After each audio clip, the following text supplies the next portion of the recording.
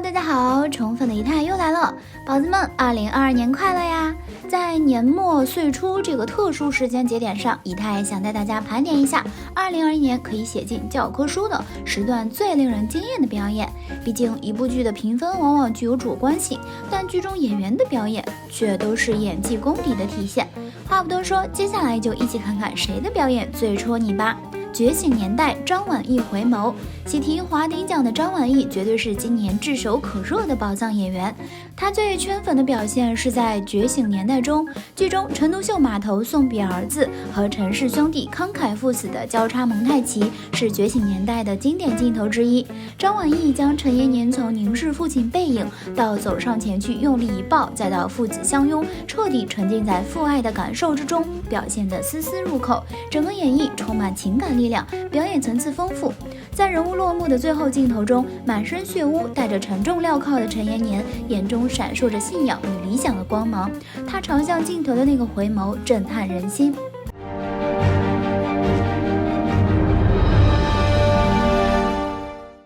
周生如故，白鹿哭戏。白鹿在这部剧中一共有30场哭戏，但是每一场哭戏他都把握得刚刚好。最后大结局那个跳城楼的画面简直美爆了。周生辰，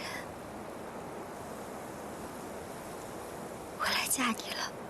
不过他的演技高光时刻主要集中在得知周生辰获剔骨之刑那里的微表情，已经能感觉到他一瞬间塌了，强撑着从最开始的质疑不愿意相信，最后不得不信，接着就是完全开放式沉浸哭戏。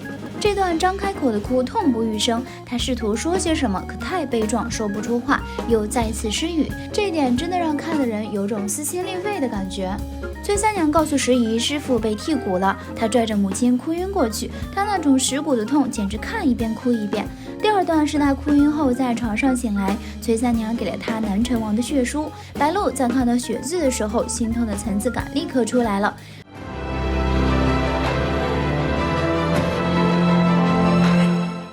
这场哭戏没有什么撕心裂肺的大喊大叫，但是已经足够让人看到并感觉到她悲痛欲绝了。山海情，热依扎哭戏。热依扎饰演的李水花是山海情的泪点担当，也是整部剧中最复杂、最有层次感的角色。场外热依扎在哺乳期带娃进组，本身就得到了很多人的同情。剧中热依扎的表演也完全可以用完美来形容。第2集，水花被卖到了邻村换了个水窖，本来连夜跑了，后来邻村来闹事儿，他又回来了。看到黄轩饰演的马德福后，热依扎这个委屈的表情真的太戳人了。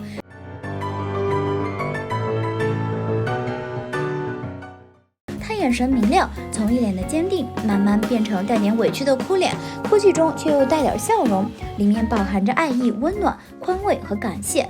有没有发现热依扎的眼睛很亮，真的就是农村女孩的那种闪光的眼神？仪态一帧一帧看过这个镜头，真实又感动，这或许才是真正荧幕的魅力吧。我在他乡挺好的，周雨彤情绪崩溃。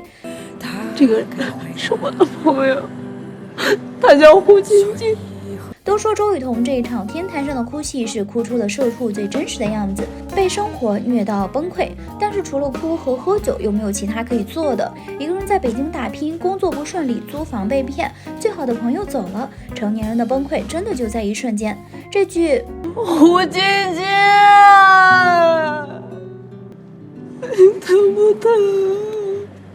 直接给仪态整破防了。乔家的儿女乔四美哭戏，在知道戚成刚出轨的事实后，乔四美不愿意相信，期盼着这一切不是真的，眼眶里饱含泪水的她还在一遍又一遍呼喊戚成刚的名字。成刚，看了这个让人无比的心疼。一个女人要怎么样才能接受出轨3次的男人？可能当一个人特别害怕失去一个人，特别渴望拥有一个幸福家庭的时候，无论什么都会选择原谅的吧。看到这里，仪态一边震惊于四美的选择，一边又赞叹着宋祖儿的演技。明明泪水在眼眶里打转，马上就要冲破眼眶，但她却拼命忍着，眼睛里看到的事实全是戚成刚出轨，但心里一遍又一遍劝着自己去相信，挣扎、痛心、愤怒，在宋祖儿这场戏中完美的展现了出来。女心理师杨紫哭戏，在贺顿回家给妈妈过生日这段剧情里，杨紫的眼泪又让仪态狠狠地感动了一次。自从贺顿的弟弟俊俊去世之后，贺顿妈妈对儿子始终无法忘记，时常会错把贺顿叫成俊俊。俊俊。而当赫顿听到妈妈喊自己俊俊时，便已被揭起了伤疤，还会有点委屈，但又因为不想让妈妈看到自己的眼泪，便努力克制逼了回去。直到听到睡梦里的妈妈依旧在睡梦中喊着俊俊，他的委屈的情绪才终于爆发，趴在妈妈的手上落了泪。看到眼泪在赫顿的眼眶里打转，姨太也跟着心里一揪。长歌行，吴磊哭戏。因为长歌想要从草原王帐中救出罗毅将军，结果被警惕的舍尔发现。阿隼的养母阿伊尔因为这件事被舍尔抓住，威胁阿隼跪下。不会说话的养母不忍心看到自己的孩子就这么被人折辱，于是选择了自尽。那一刻的阿隼哭得昏天黑地。他原本听从大可汗的命令，就是因为养母阿伊尔被困在王帐当成人质，如今他唯一的亲人就这样死在了自己面前，阿隼的难过可想而知。在绝望当中，阿隼大开杀戒，差点杀死舍尔，为自己母亲报仇。我要杀了他们！我要杀了他！看着绝望痛哭的阿隼，不少观众都心疼不已。这个世界上最痛苦的事情，莫过于你最爱的人就死在你面前，然而你却无力回天。让一个孩子亲眼看着自己的母亲为了自己而死，实在是太残忍了。叛逆者朱一龙哭出神级演技。在顾慎言为了保护共产党地下组织选择自我牺牲后，林南生避开人群，哭得像个孩子。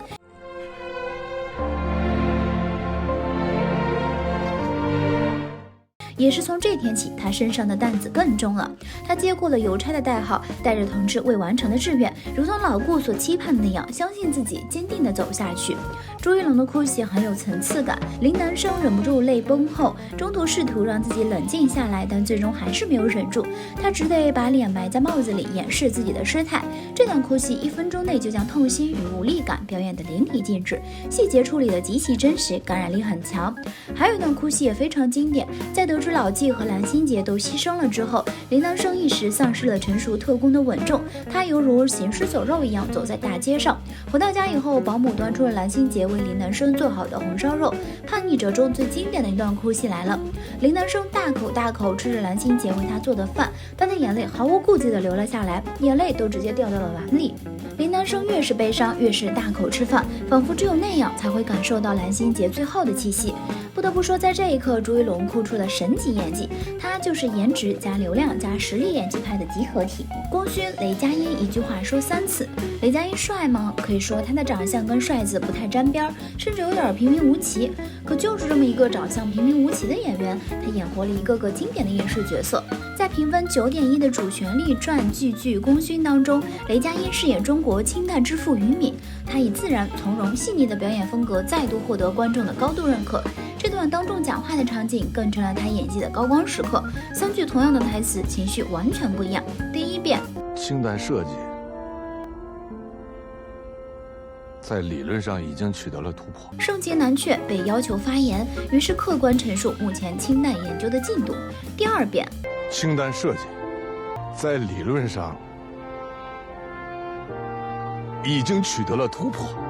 联想到之前努力过的日日夜夜和克服过的无数的困难，感慨走到今天的不容易。第3遍，清代设计在理论上已经取得了突破。多年来内心中隐忍负重的压力终于得到宣泄，骄傲自豪，扬眉吐气，演什么像什么。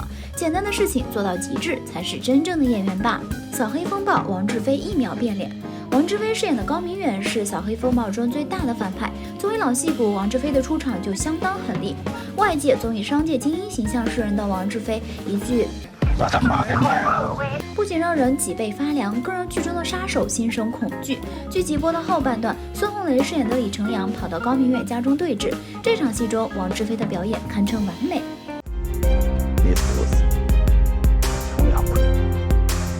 这个表演完全就是教科书式的演技。两人撕破脸后，王志飞再无保留，开始针锋相对。之后话里有话，言语交锋，王志飞一直保持着一种似笑非笑、胜券在握的威胁。最后这个剪刀手拍照是剧中的经典瞬间，它代表着一个反派的自大和轻狂，也是王志飞的演技证明。孙兴也是扫黑风暴里出彩的反派，以他印象最深刻的应该是 KTV 中他和杨雨桐的对戏。你觉着我会在乎那几个钱吗？这种面无表情的威胁比什么都可怕，这种攻击性十足，像看着猎物一样的笑容是最让人脊背发凉的。而且最初他显然没有准备凌辱徐英子，可是接了一通电话后，得知自己的店又被林浩查封，眼前这个林浩的同学变成了他发泄情绪的对象。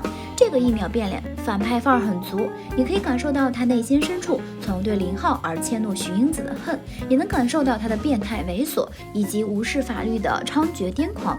吴响亮的表演给孙兴这个反派注入了灵魂，也兜住了《扫黑风暴》这部戏的底。大家心中还有哪些经典的飙戏时刻？欢迎在评论区留言告诉一太哦。好了，今天的视频呢就分享到这里了。如果喜欢四一太的视频，就请多多点个关注，四一太每天都会更新精彩娱乐资讯哦。